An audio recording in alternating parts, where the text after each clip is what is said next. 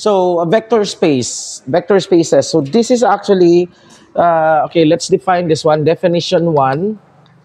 Okay, at least you now have an understanding of some sort of vectors. So we can now define what a vectors is, what a vector is. Let the set V to be a set of vectors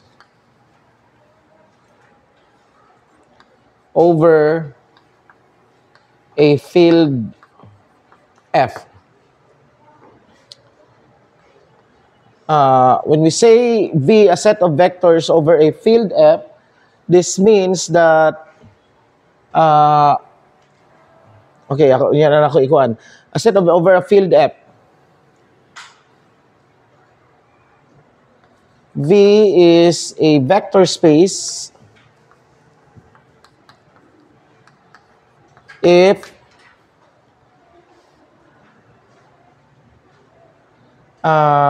there exists, or if V is a vector space if it is equipped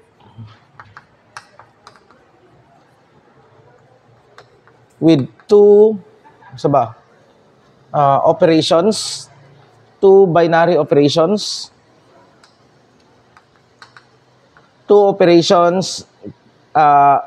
plus and dot.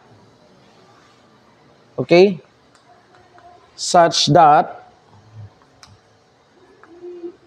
okay, plus is it takes from V, it takes two vectors from V and map this into V, and dot is, this is F cross V and map to V. Okay, these are actually binary operations such that the plus is this cross, meaning that it takes the, since this is a binary operation, it needs two input, right? Dire and dire. Okay, before the plus and after the plus. So that two inputs must be vectors. That's why we have V cross V, because we're taking two. And it maps again, it gives us another vector. Such that this, and this one is called vector addition. This is vector addition. The first one is vector addition, and the second one is scalar multiplication. Okay? And the following hold. The following condition holds. So the first condition is, okay, for all U, V, W, an element of V, and alpha, beta, and let's say gamma, an element of F, we have U plus V is an element of V, 2 is U plus V, or we can just combine this one. U plus V equals V plus U, and this should be an element of V. I'll just combine this one sa isa.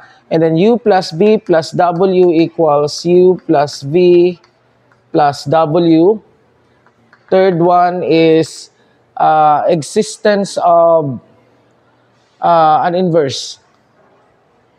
For all U, an element of V, there exists minus U, an element of V, such that U plus minus U equals okay, before this, I think I have to there exists a zero vector. Okay? There exists a zero vector called the origin. A zero vector called the a zero vector denoted by this, okay, or some butangagana, no? It's the zero vector. You listen as zero. Called the origin. And 4 is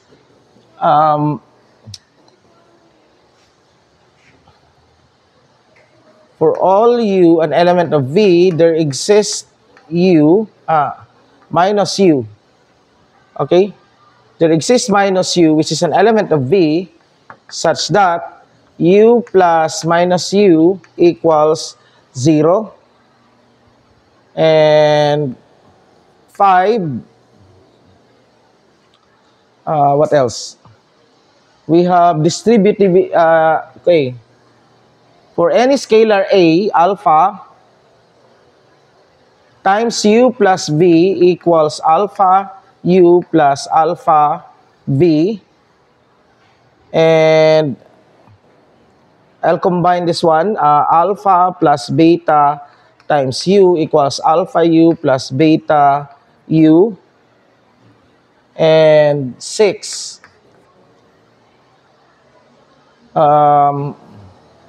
What else? Multiplicative identity. 1v equals 1u equals u is called the multiplicative identity. I think, yeah, the multiplicative identity. Multiplicative identity of v, and maybe I think this is enough. Okay, let's just understand this first, this definition. You have a set V of vectors over a field F. That means an element V of V can be written as, you have V1, V2, hantod, it could be Vn. Okay? Where Vi is an element of the field. That means that the vectors are composed of, the components of the vectors are the fields. Now, the elements of the fields are called the scalars. Okay? Take note of that. We can add that as a definition. The element of the field are called scalars. Now, here is now a change, some sort of because in physics, like in basic mechanics, actually that's just in basic mechanics, but that's not entirely true in all of physics, no? At least in basic physics, we define vectors as an arrow, and the length of that arrow is a scalar. And a scalar is, well, somehow it's true here, but at the same time, we associate a scalar is, we say that scalar is any measurement. Okay, the default of any measurement is that measurement. But in the context of more abstract mathematics, okay, a scalar is actually what we call an element of the field. Kung saan ang field, this is where it is a set where you can do algebra. Kana lang sa, no? Where you can do addition, multiplication, katong mo-apply sa tanang algebra, that is a field. Any set where you can do that, where multiplication makes sense and where addition makes sense, and where there is a distinction between multiplication and addition. So that is a field. Now, if you can construct a vector out of that field, then you have now a set of vectors V. V is a set. What are the members of V? These are vectors. Okay? So, nasabtan. Now, kaning V1, V2, V3, these are what we call components of the vectors. Or, yeah, the thing that forms the vector. And Vi, each of this vector is must be a scalar. And somehow, it still follows a physics that the elements of a vector, di ba, A is equal to AXI plus AYJ plus AZK. And those elements are, those AX, AY, and Z are also called scalars. Okay? These are scalars. So, mauna siya. So, you have this, such that you have these two, and not only that, once you have this, you have to have two types of operation. The plus, which takes a vector, two vectors together. This is a binary operation. Maybe, yeah, two binary operations. This called, the first is the vector addition, in which you take two vectors, that mean it could be U plus V. Okay? Mauna siya mo pasabot ani. That means that we can add vectors. Addition here makes sense. Okay? And that the second one is you have a scalar multiplication. What is a scalar multiplication? A scalar multiplication is just taking like alpha u. This is a scalar multiplication. You are multiplying a vector by a scalar. Okay? And scalar multiplication produces a vector. Okay? Such that, and the following must hold. The following and the following must hold. And the following must hold. Okay? For all u, v, w, an element of this, we have first is u plus b equals b plus u, commutativity of addition. It should be commutative. Because it's not necessarily that the addition is, that an operation in general is commutative. Okay? And u plus b equals b plus u, and it must be the case that any addition, actually it comes from this, mo establish na siya closure. This is actually closure. Closure and closure plus commutativity. Ako nang giisa siya dire, no? Okay, I combined the two requirements, closure and commutativity, just to save space. But we don't need to be so formal here. All we need is to understand the essence of the vector space. Okay, closure and commutative. When you add two vectors together, the resulting vector should be an element of V. Because it will be possible that when you add two elements of the set together, the resulting element is no longer a part of the set. It's no longer an element of the set. So, pwede na siya maitabo. Okay? This one is associativity. Associativity of addition. Okay? And then there exists a zero vector called the origin. Now, this is important right here. Because this third one is what we call, we can put a we should put a coordinate system, not just can, but we should, every vector space has a what we call a coordinate system, and in that coordinate system there must be what we call an origin. Okay? This is the existence of, this is the origin, this is the zero vector, which is actually the origin, meaning that the zero vector is an element. Recall that a vector space imagine a vector space as points.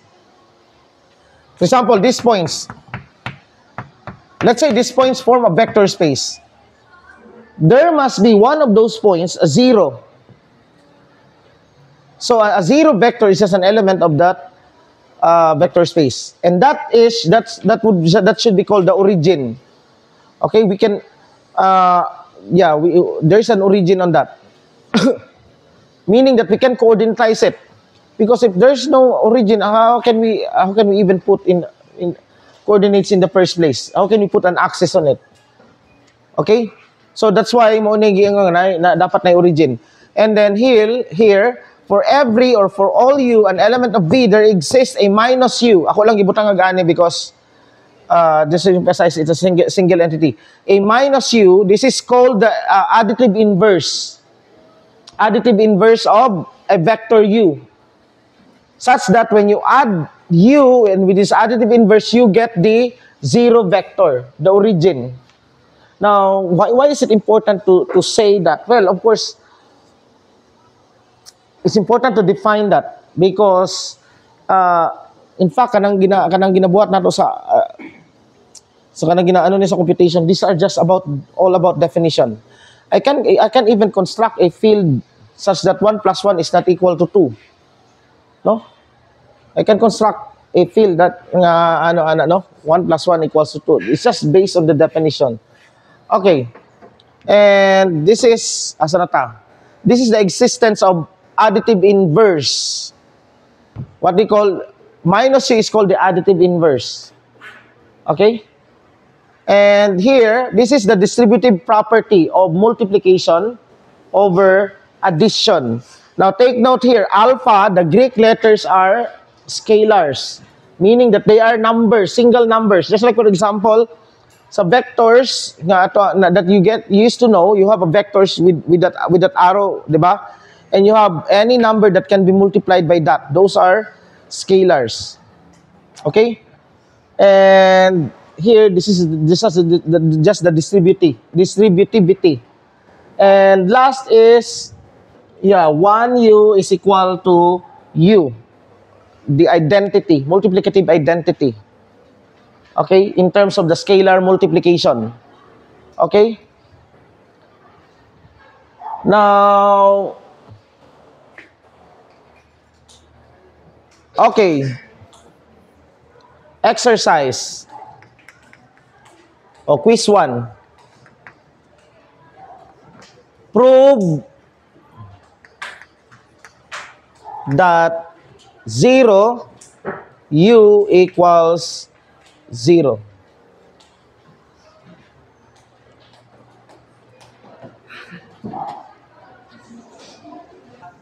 You should start type of proving. Okay?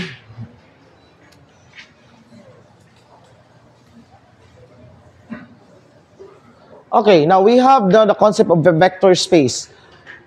A vector space is a set. Okay, it starts with a set, and from that set, it has a structure. We are forming a structure. Okay, now for example of vector spaces. Example of vector spaces is R, right? R itself is a vector space. You have the vectors. The number of this is okay. R is a vector space over what field? R also. So, by the way, we can write a vector space. A vector space like this can also be written as V, F, and plus and times. This quadruple is actually, when we write this quadruple, how do we read this one? As the set of vectors V under the field, over the field F, with a addition and a scalar multiplication. So this quadruple means that this one is, we have that V is a vector space. Okay? So for R, what is the vector space, the set of vectors? R. So R is actually as a vector space R with over the field R with plus and times, right? And all of this will be true. Tanan to nakita natin sa definition. All of those will be true. Okay, so how do you establish if one is a vector space? Then, just tanawa-tanan kung satisfy ba sa definition. That's just how you establish it. Okay? R2 is of course another example, R2, which is equal to R cross R. What is R2? A vector R2, a vector in R2, V is equal, can be written as V1, V2, right? This is the matrix form. Now, this V1, V2 can change depending on the way we name vectors is not actually, it's just like just like you have your name. But your name, your naming is arbitrary.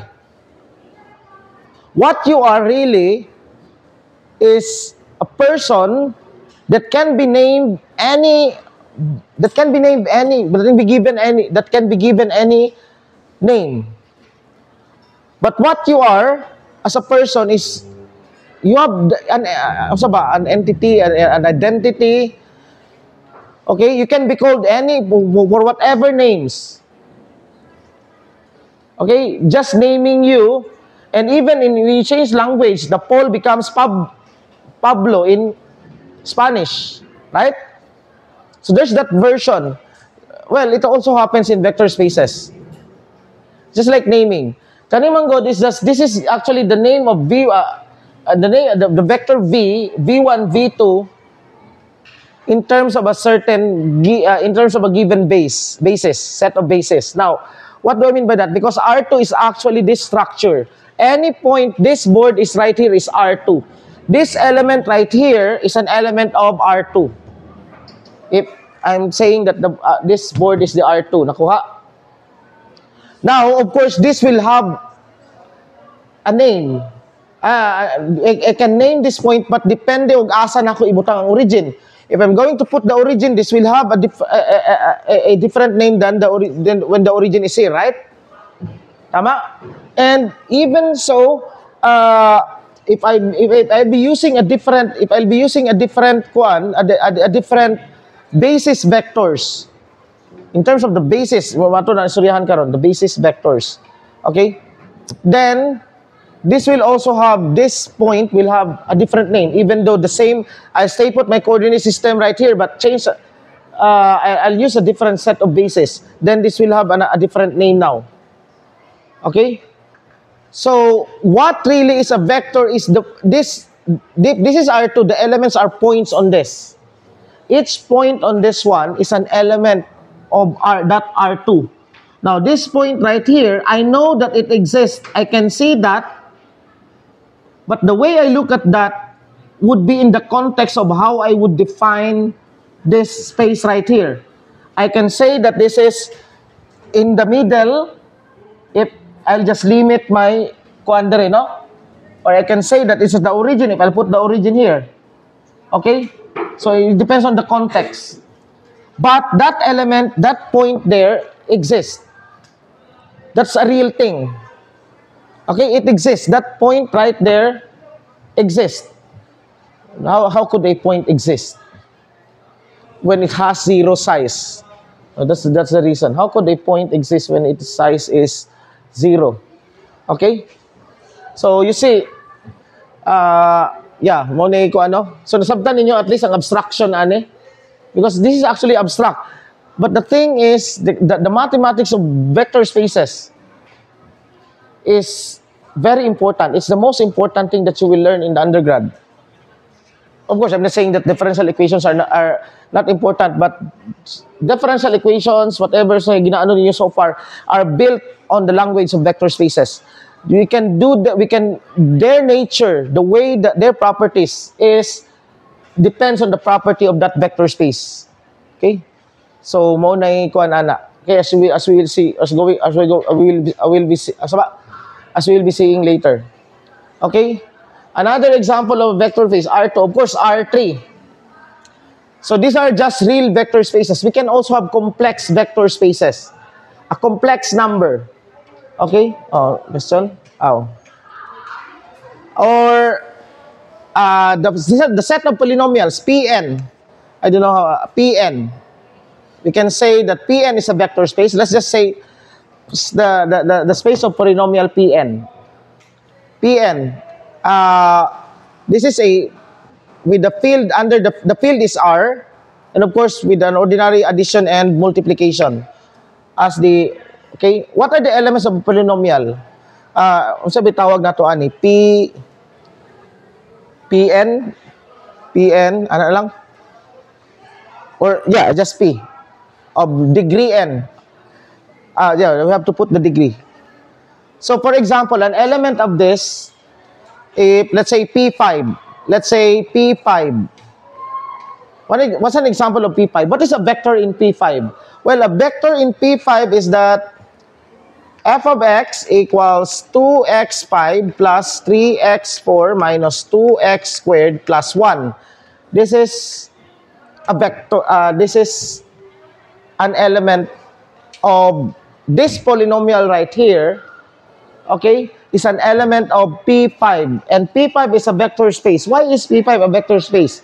Well, you add two polynomials of degree 5, you get another polynomial of what degree? 5.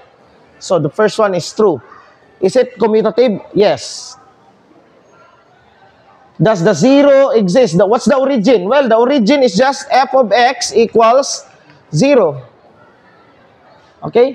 What are the scalars? Well, the coefficients are the scalars. And in fact, I can even write it as a 5-dimensional. This is a 5-dimensional space. I can write this as long as I know in the context of x5, x4, I can write this as 2, 3, negative 2, na 0, no? 2, 3, 0, negative 2, 1, right? What are this? These are the vectors. Basis vectors. X0 are the basis vectors. But not only that, these are also, not only that they are basis vectors, they are also vectors. That means that this is a 5-dimensional space in which one of the axes is, this is the axis x to the 5. You have the axis x to the 4. You have the axis x to the 3. Now, I don't know how to draw, we cannot draw beyond 3 dimensions. But this one is a 5-dimensional space. And it is a vector space. Okay? Now, we also have function spaces, L2 spaces. Another example is L2 spaces. Okay? Let's say L2R, the real, in general, L2. It could be complex or real. L2 is squarely integrable functions. Functions that when you integrate, you square them and then integrate them, they are integrable. Meaning that they don't diverge. This is an infinite dimensional function. I mean, vector space. Okay? The infinite function spaces are what we call infinite dimensional vector space. Okay? So, anyway. So, muna formality there is a, ano. Now, let's study on sa pay property nga makuha nato there is a vector spaces.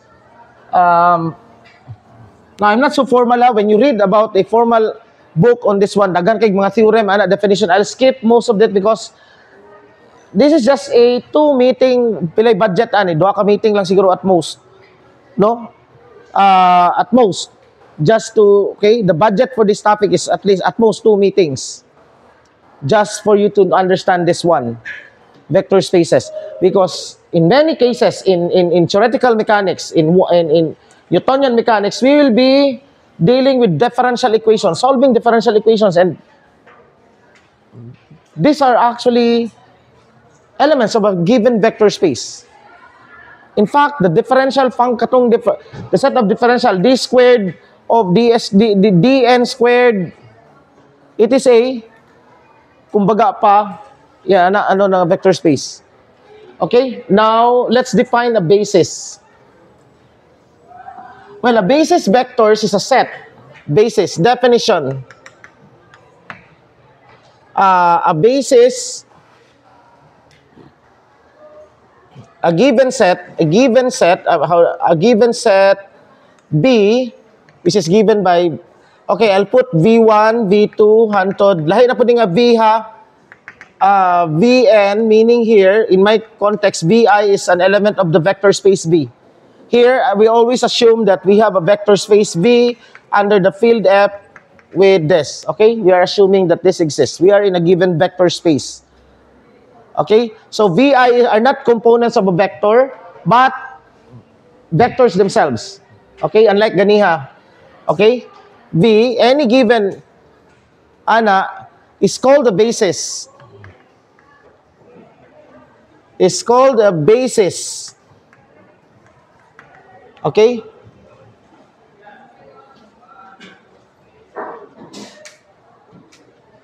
If for any vector V in element of V, any vector V. So V is I'll just use another. For any vector U, an element of V, U can be written as alpha 1 V1 plus alpha 2 V2 plus alpha n Vn, where U and V, alpha, an element of F. These are scalars, alpha i's. And these are, of course, vectors. So any, okay, it's called the basis if for any, okay, mo na siya. That's the basis. Okay? Now, di na ako mag-define on sa subspace, but I'll just, quick definition lang. For any given vector space, you can define a subset of that. Because a vector space is a subset, is a set, right? Any set, we can have a subset.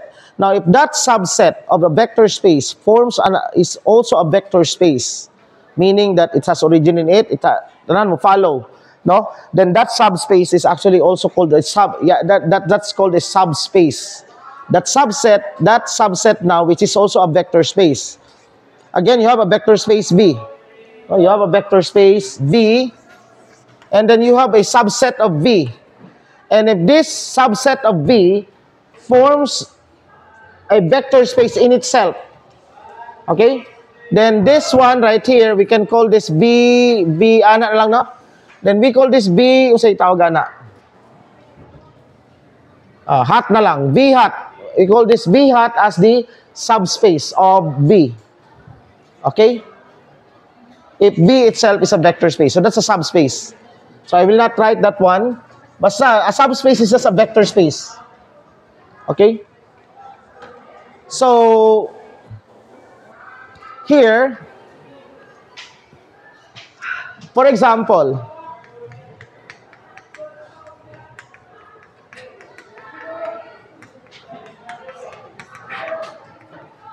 is this a vector in R3? This is a vector in R3, tama? R3. That's a vector in R3. Now, how many vectors do you see there? 3 vectors. Huh? How many vectors do you see? 1.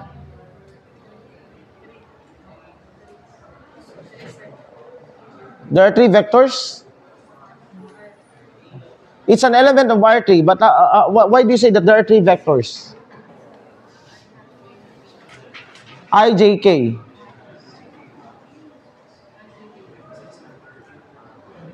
There are actually 4 vectors. A, I, J, and K. There are 4 vectors here.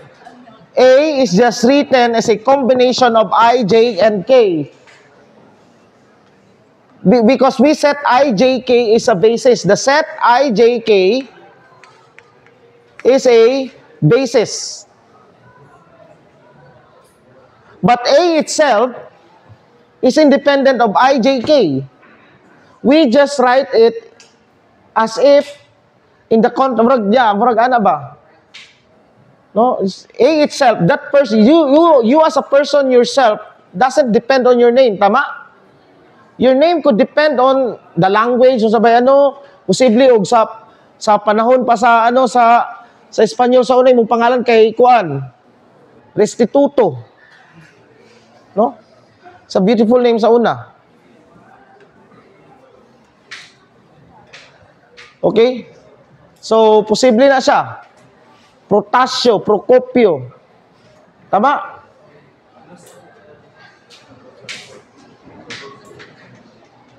Matutina. But you as a person, do you depend on your name? Just as a name. And this naming, as I've said, this naming is actually kumbaga it depends on the basis vectors. That's why it's called the basis. No, kasabot na siguro na say basis, right? It's like something like the way you look things. That's why mura gitawag siya nga basis, no? So IJK itself is a basis. Okay?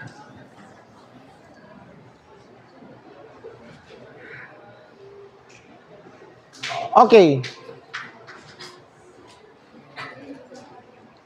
Now, give definition. Okay, unsa din siya? Definition 2, no? 2. No, definition 3 na lang because we'll take definition 2 as the subspace. Pero wala na ako gisulat. You can understand that. You can just, So, definition 3. So, definition 4. Okay. Definition 4. Saan ba ni? Let S be a set of vectors. Let S be a set of vectors. Okay? Could be V1, V2, V3, and so on. Now again, here we are in the context of a vector space, no? Under a certain field. Let S be a set of vectors. Or, ano na lang siguro, B na lang gyapon. Mora gyapon eh. B equals the set of vectors V1 hantod Vn. Okay?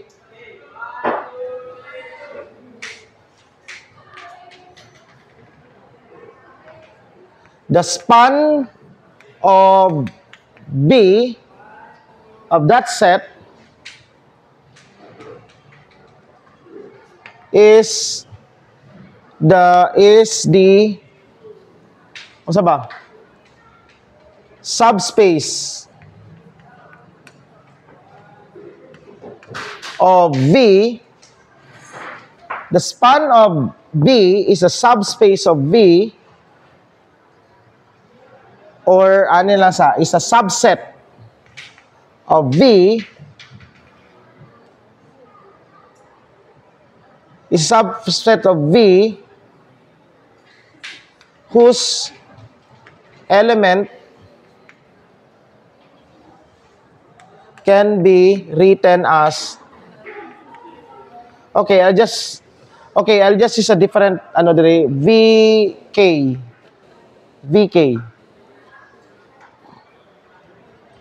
The span of B can be written as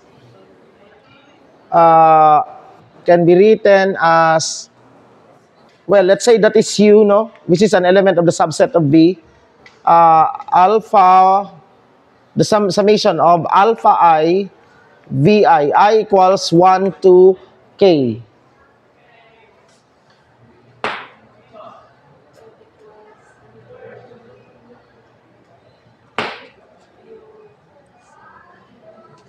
Okay, U equals 1 to K.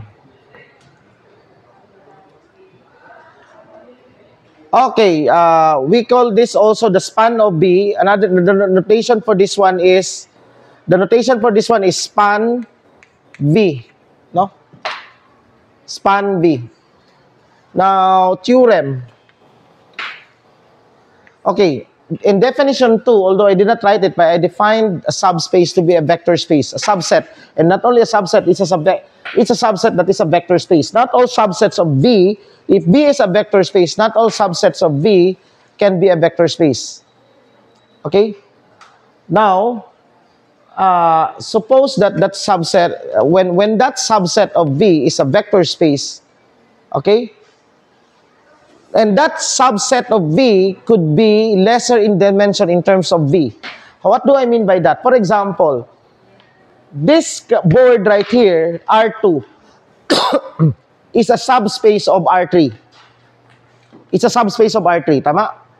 Well, also, this part of this space right here can also be taken as long as nadirang origin as a subspace of R3. Okay? Now, R2 is a subspace of R3. R2 itself is a vector space. Okay? It's just one of the things in R3 that, yeah, that's why, di ba, R3 is the union of three R2s. Tama? You have 3 R2s, take the union of that, you have R3. Okay. The span of V now is a subset whose element can be written as that. For example, when we're talking about R3, any vector in R2 is an element of R3. For example, the vector A is equal to 2i minus j is an element of R3, right? But, okay, so what happens to the K? Well, K is just 0 because it lives in the ij's, in the xy subspace. Nakuha ninyo? It lives in the xy subspace. So this is an element of ano. So meaning U here is an element of V, but at the same time U is an element of that subset of V. That's what I'm saying. Now, prove theorem. Okay, prove this theorem. Prove that the span of B, span B.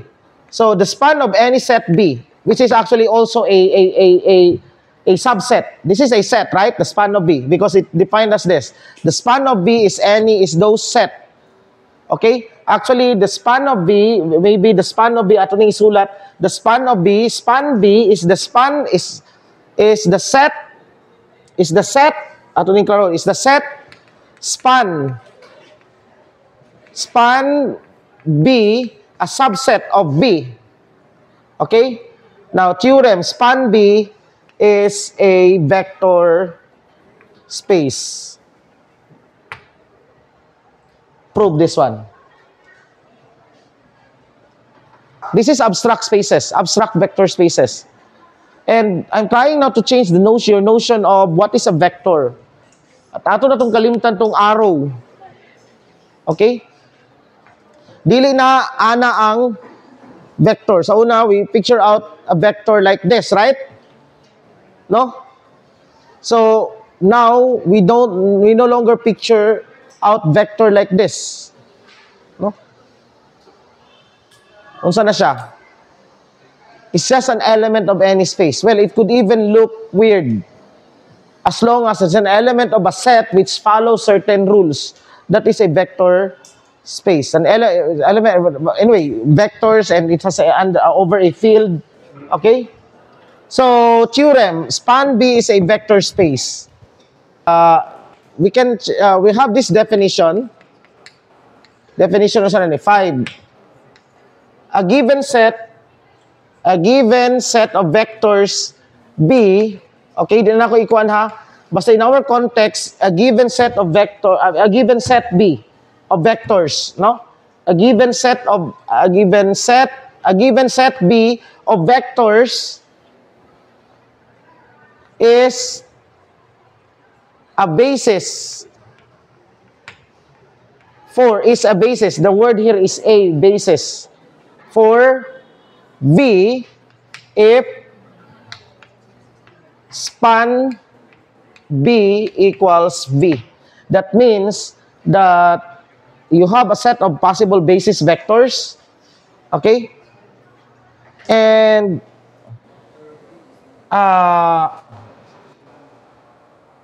yeah, and of course, napa ni siya ikuan.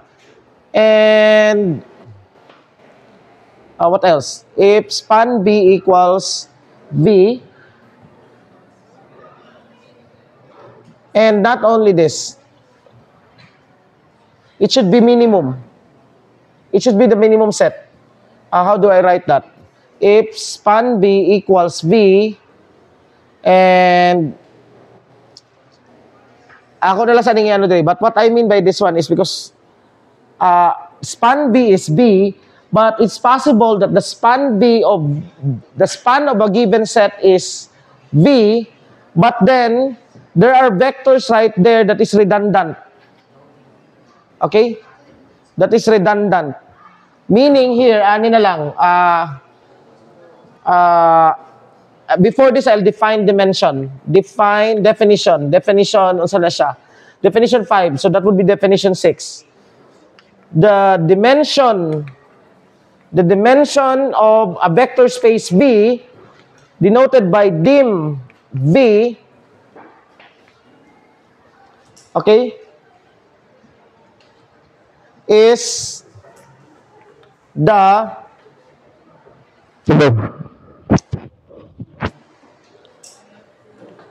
minimum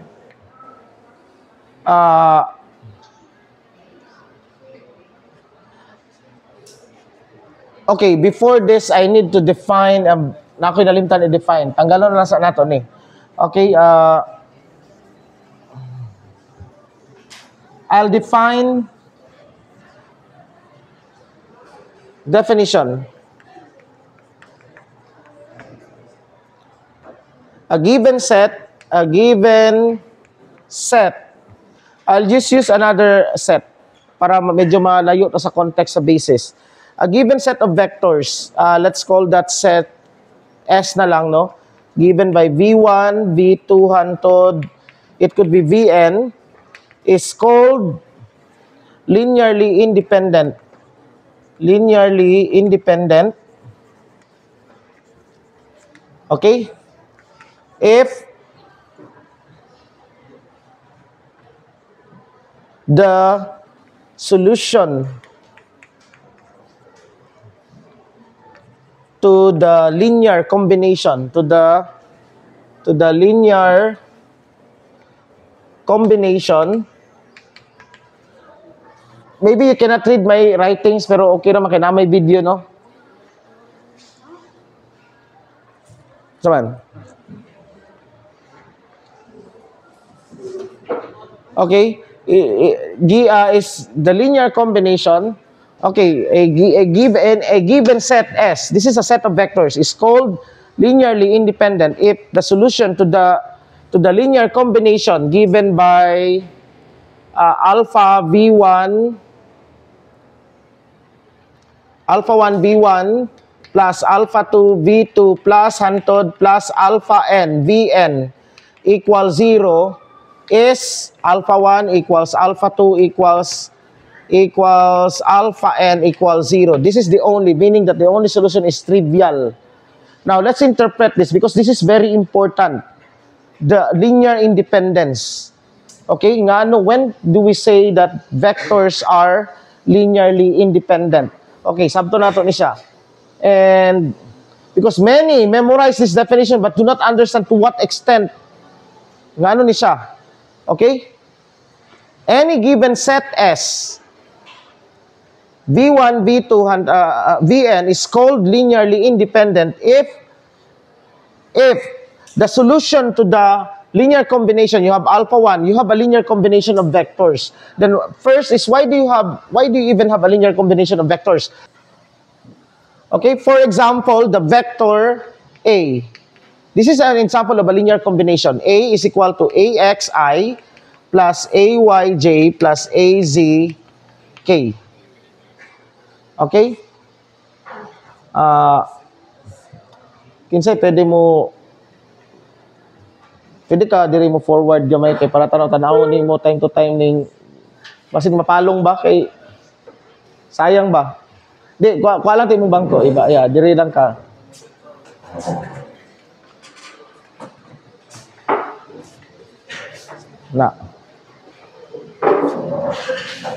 Ana lang ka diri. Okay, tanaw-tanawa ha ka na. Bala na nimo. Pag mudako gay ng pula dira, meaning wala na nag-record. Okay? Okay, this is an example of a linear combination. This is a linear combination right here. Okay? This one is a linear combination. And again, actually this set right here forms a linear combination, I, J, K. And the question is that, is this a linearly independent set? The answer actually is no, but why? Okay, because when we say a linearly independent set, we are forming an equation from this one. How do we form a linearly independent set? Kani? Well, we are saying that A, okay, A, some alpha 1, or alpha naught na lang, alpha naught A plus alpha 1 I plus alpha 2 J plus alpha 3 K should be equal to 0. Now, it says, and this is easy to prove that this is not a linearly independent set. Okay? Unsay dapat the only way for this to become 0 is that for when alpha 1, alpha 2, alpha n is equal to 0. But this is actually not true in this case. So I'll prove that this is not a linearly independent set. Okay? So the proof. Okay, let's say the problem is prove that is not linearly independent. Okay? Is not linearly independent. No, mo na. So, what would we do? We use this one. Alpha naught A plus blah, blah, blah, and so on. Alpha 3 equals. Given A, we know that A is like this, right? This is part of the given also. A is this vector right here. Okay? It's a well-defined vector already. Now, we have, our vector space is R3. Okay? We are doing this in the context of R3. Nakuha? So we are to prove that this linear combination, given this vector right here, a well-defined vector in R3, okay, in the vector space R3, that this linear combination is not linearly independent.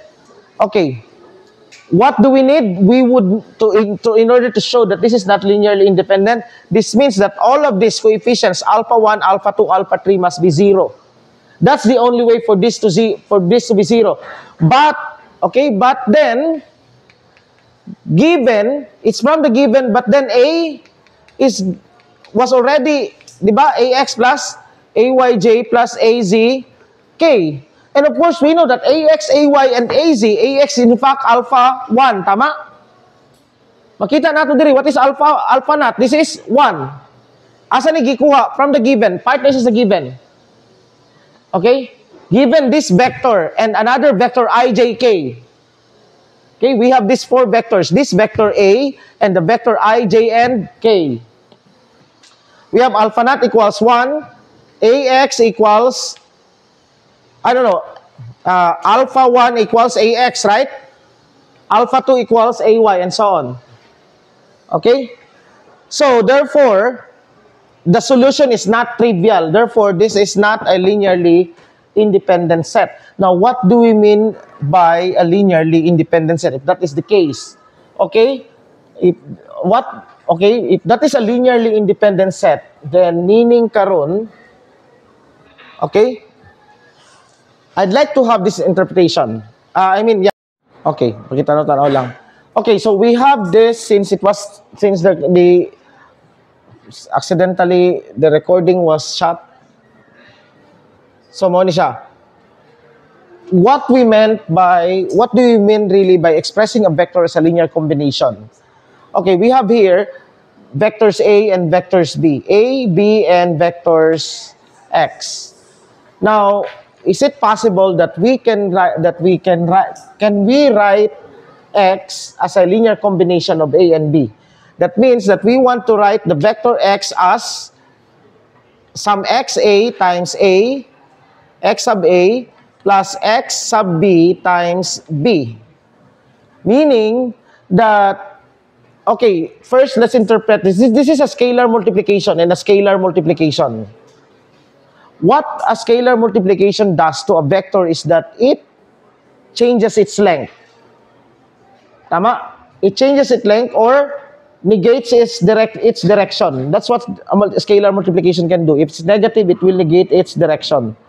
Okay? But it will not change to any direction which is not part of the line na nag-connect, right? This is a vector, multiplying it by either positive or negative number will get you to a vector like this, like that, or like this, no? It stretches the vector, but the vector stays within that line. Okay? So, meaning that we are looking for those vector XA, meaning we want to see a vector right here, and another vector XB times A, meaning a vector where we multiply when we stretch B. Tama? Stretch B or compress B. Let's say stretch B. Such that when you add these two vectors using the the parallelogram method, it will, meaning kanisha karon, this is now the vector XB, right? XB times B. Tama?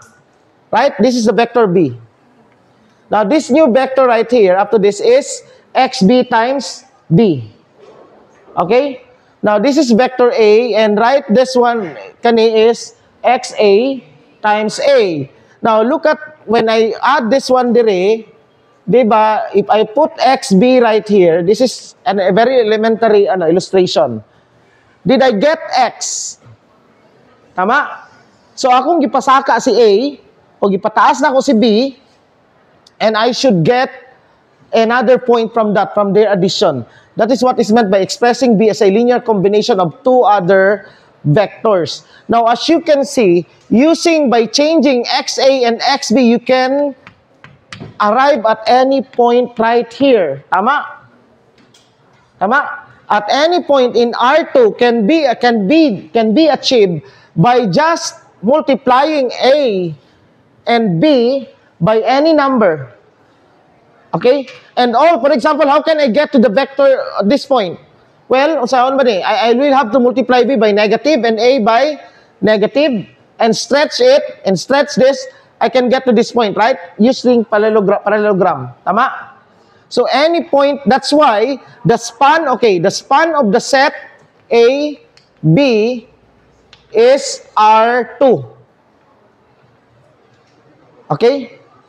Masabtan niyo karon ang span. The whole thing that it can be Now, if we're considering the space R3, this is a subspace. R2 is the subspace of that R3. Can you understand? Okay ra. Bala na sa quiz, no? Okay ra. Okay ra? Ha? Unsa man na yung smile? Okay ra o... Ha? Okay. May mabuhat. Dapat okay good. Now, okay. Let's take now a linear combination of two vectors. What is meant by, meaning that we want to know, let's just take two vectors, alpha 1a plus alpha 2b. And then let this be equal to 0. This is our a and b. Meaning, what is the zero vector? What is the zero vector? The zero vector is the vector nga naalang dira, no? It doesn't stay anywhere. Now, imagine A and B as a tug of war between two forces. Is there a way that akong ikuan si A and akong iano si B, mag-tug of war sila, is there a way that they will add up to 0? What I can do is, akong ipasaka si A, or akong i-reverse yung direction, the same with B. This is what I can do, stretch it or reverse its direction. Is there a way that when you add it, it becomes 0? And the answer is, I don't think that you can find a way by stretching or compressing it. And this one, well, there's only one way. Compressing everything to 0. Meaning the only way for this sum to be 0 is that when I compress A and B to 0 length. And that would imply that alpha should be equal to 0 and alpha 1 and alpha 2 should also be equal to 0. Nasabtan ninyo? Because kaning magbirahanin ning duha, walay way nga mag-cancel na siya, tama? If I have another vector right here, dire, I can, pwede dire. Pero na kay duha dira, dili gid na siya mag-cancel. Right? Na isa ka component dire. There's no way that it will cancel. Nasabtan ninyo? So that's what it meant by this is meaning that these two vectors right here, A and B, are linearly independent. Now, why is the three vectors? If I would add now the set A, B, and X, why is this no longer linearly independent? Because this can be 0. Of course, when I have three vectors, I can make this all sum to 0. All I have to do is multiply. I have many ways to make this 0. Tama? So meaning the solution is trivial. I mean, the solution is not trivial. The solution is not trivial. Okay? The solution is not that. This is not the only solution for that. Kung saan ako pag 0 ni? Well, I can say that I will have to multiply A by minus XA, tama? And plus B, I will have to multiply B by minus XB. Tama? And plus X, equal, certainly 0 na siya, tama? And as you can see, my coefficients of multiplications is not all of them is 0. So that's what meaning linearly independent set of vectors mean. Meaning that they pag naakay set man gud of linearly independent vectors within a given subspace, you can, or within a given space, if there is a set of linearly independent vectors and the total, the dimension of that vector is that number, then you can arrive at any other point in the vector space. Mo na tong ikuan karon nga next. Okay? I have to define the dimension of definition. Pila na ni ika? Definition, unsa gani? No, 5 pa ni. Dayon, 5 ni. 5, so 6 ni siya. Definition 6. Okay, how do we define this? Class, my definition kay dili kayo, tama sa ma-recall lang sa utok, but this is actually accurate, pero I'm not stating it in the verbatim sa libro, pero I'm capturing the meaning. Okay, you may see a different variation dito, a slight, but at least ang context ng gihatag sa inyo sakto. Okay? So definition 6. The dimension of a vector space B here, I'm saying V is a vector space, no? Denoted by dim V is the minimum number of vectors that can span V. Ibig sabihin, the minimum number of vectors that you need in order to find all from these two vectors you arrive at other elements. For example, in R2, how many number of vectors do you need in order to find all the points in R2 by just a linear combination of those two vectors? Only 2, right? And that's 2. That's the minimum. Can we do it using 3? Yes. Pero that's not the minimum. It's more than the minimum. So the minimum is 2. You cannot use it using, can you arrive at this point using B? No. You have to change direction sa B, right? Take note here that we cannot change direction. So we need 2. Nakuha ninyo? From that 2, you can arrive at any other point. Actually, kanang IJK nga notation, these are linear combinations using IJK as the set of basis, a set of vectors, basis vectors, where you can arrive at any point. Tama? Makuha nimo tanang point sa R3, tama? Using IJK. AXI plus IAYJ plus AZK, and you can reach to every point in the space by that. Klaro? Sabtan ninyo? Sabtan na lang. Okay? So, okay maka. Okay pa. So, sabtan? So, by the way, mo nigingon karon that this is not, for example, x is not just equal to xi plus xyj. X can also be written as this. And in fact, this makes us possible to use basis vectors which are non-orthonormal.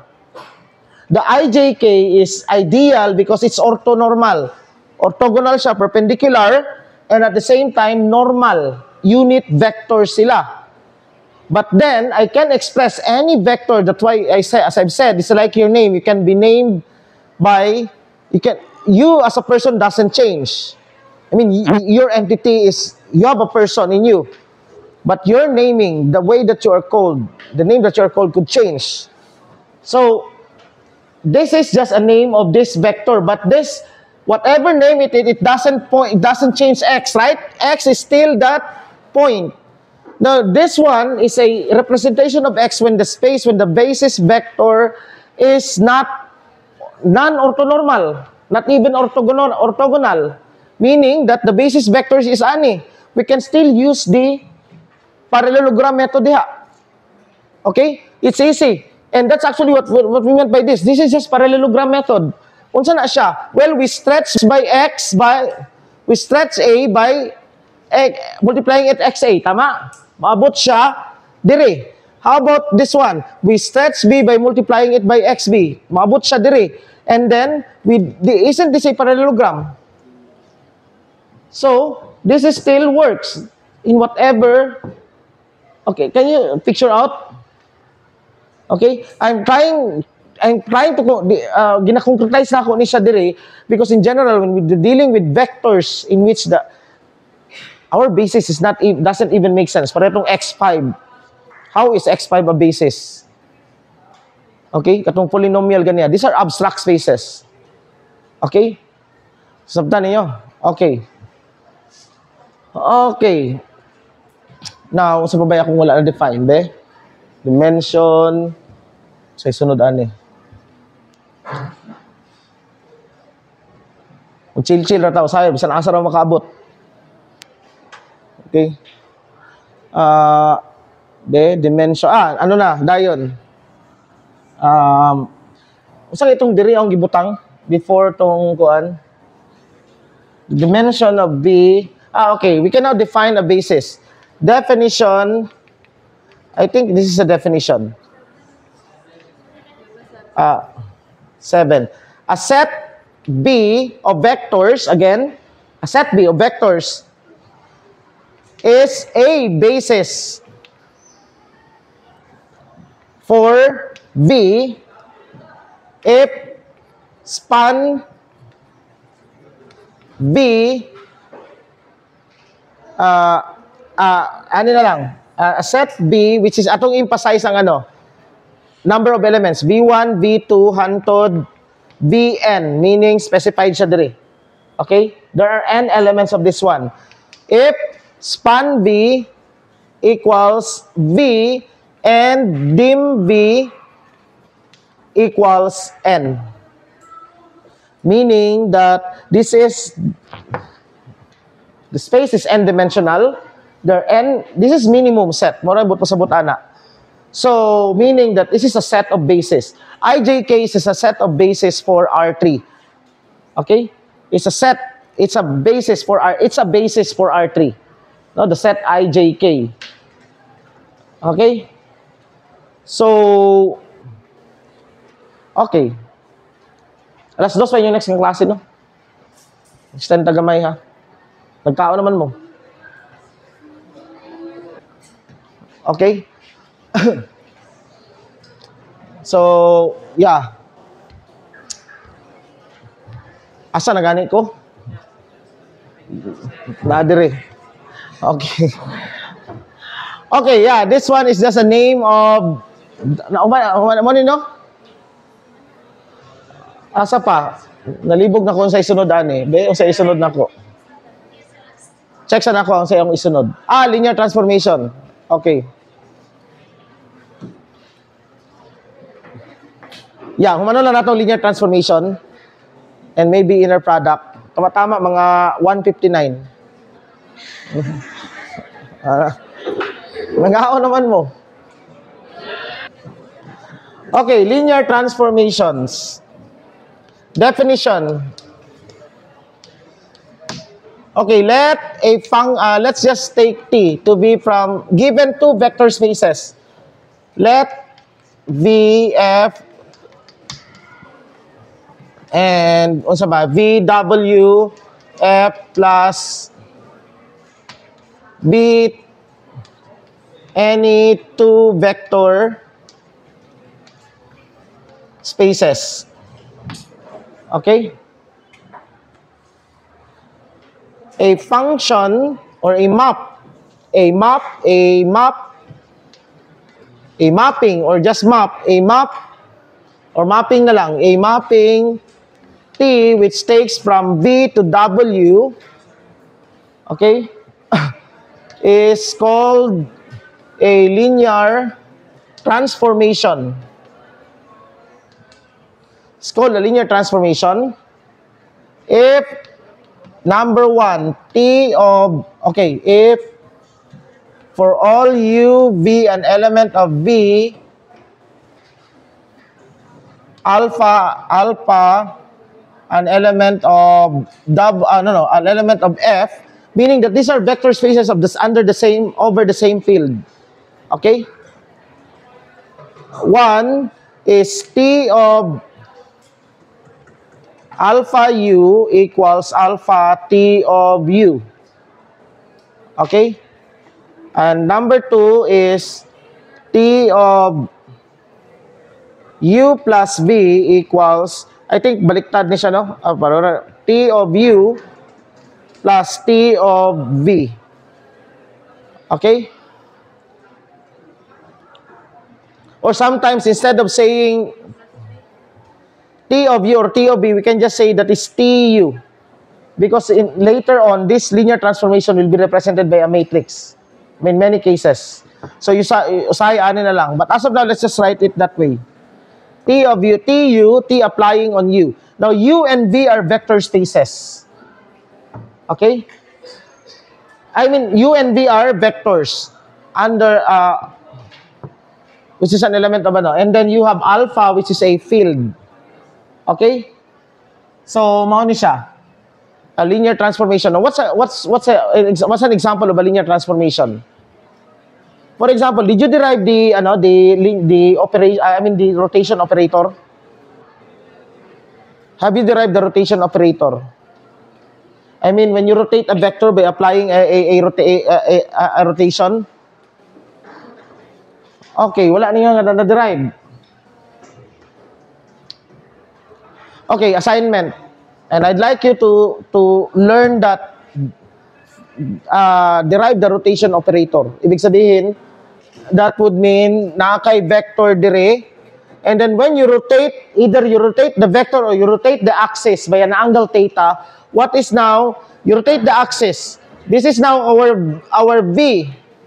And this is our B prime. Okay?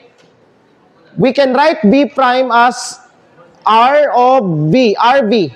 R now is the rotation operator. And this is a matrix. We can express this in terms of a matrix. Applying R with V. Okay? And we would say that V prime, okay, ano ninyo ni ha? Because in the next meeting, we will be heavy, we will be, we will be using this heavily. This kind of, this is a linear transformation. Okay?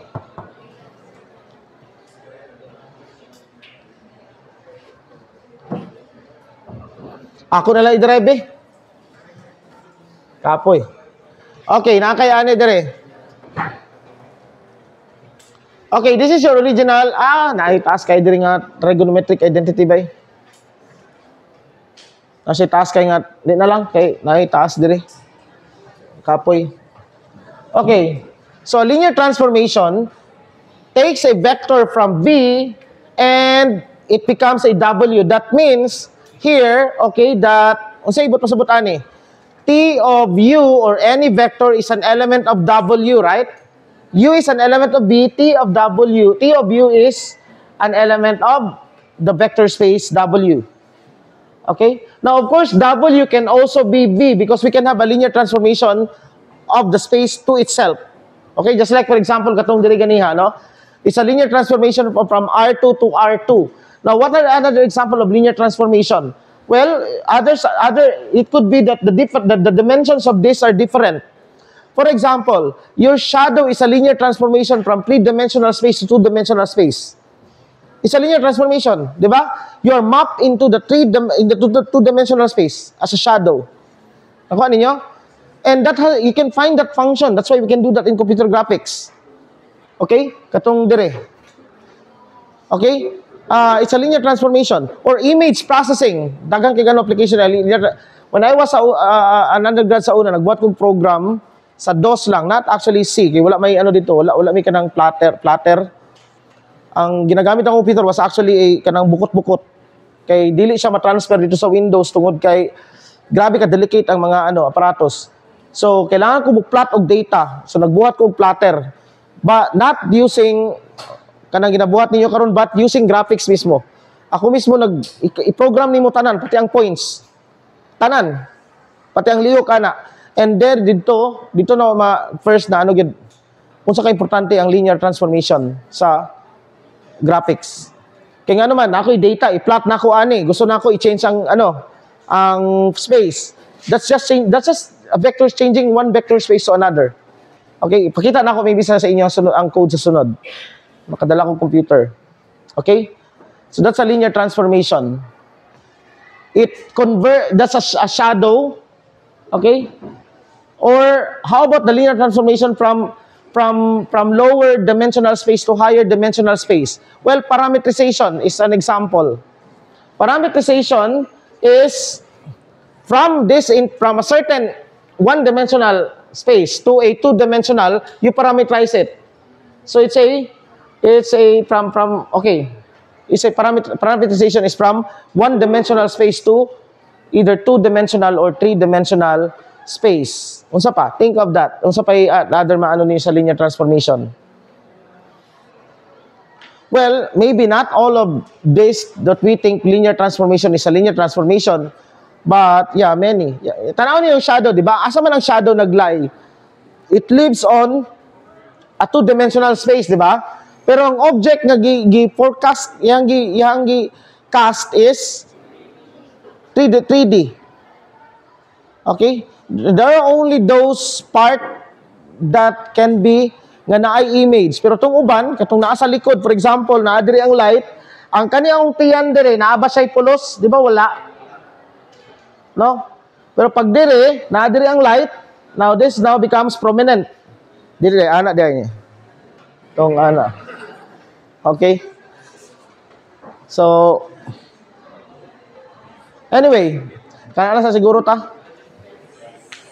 Okay, you study katong kuha na, and then i-upload na ako ni sa ako sa ano later, because ang next nato will be on linear functionals, dual spaces, and tensor analysis. So, medyo lalom na siya. And this will be, kani, kulang pa ning ka-abstract ani. Concrete pa kayong i-discuss karon. Okay? So, understand? Understood? Okay.